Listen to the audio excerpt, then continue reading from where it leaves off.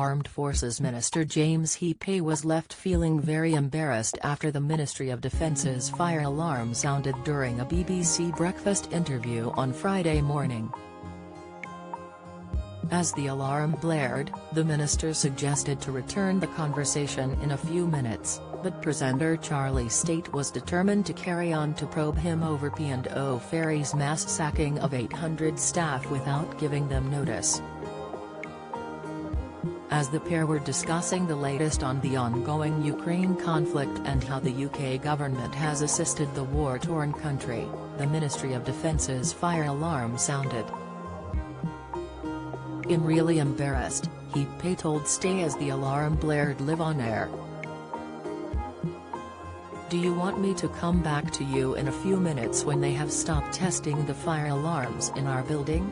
However, Stayt wanted to press the minister about the government's stance on the backlash growing against P&O ferries, and replied, "Well, it's really for you to answer, Mr. Heappey. Is it for your safety?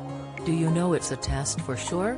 Russia entering dangerous phase as Putin prepared to bomb anything," the minister exclaimed. "I do know it's a test. I can persevere, but this is going to go on for about 30 seconds or more, I'm afraid."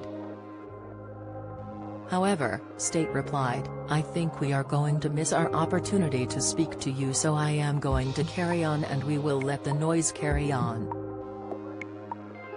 We can still hear you, so as long as we are all good, we can carry on." The BBC presenter said he wanted to draw the minister's attention to P&O ferries as he was aware they only had limited time to speak on air.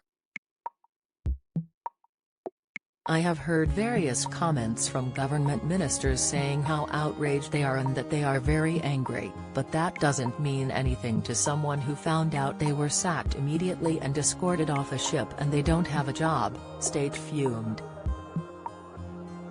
"Frankly, the government look hopeless in this situation as much as there is nothing really you can do. Is that a reality?"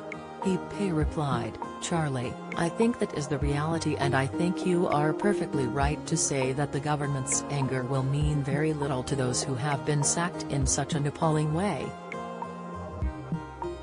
It doesn't mean it is not right for me to sit here and to look down the camera and say I do feel very sorry for those people, and I do think P&O ferries have behaved disgracefully."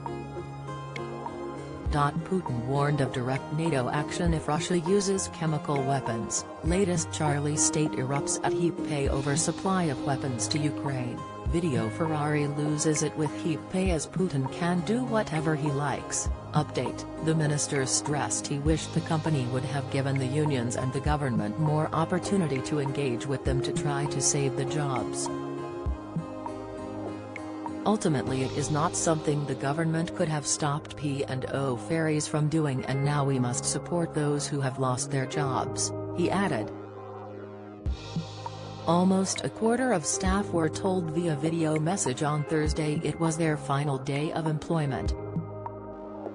P&O ferries said it was a tough decision, but it would not be a viable business without the changes.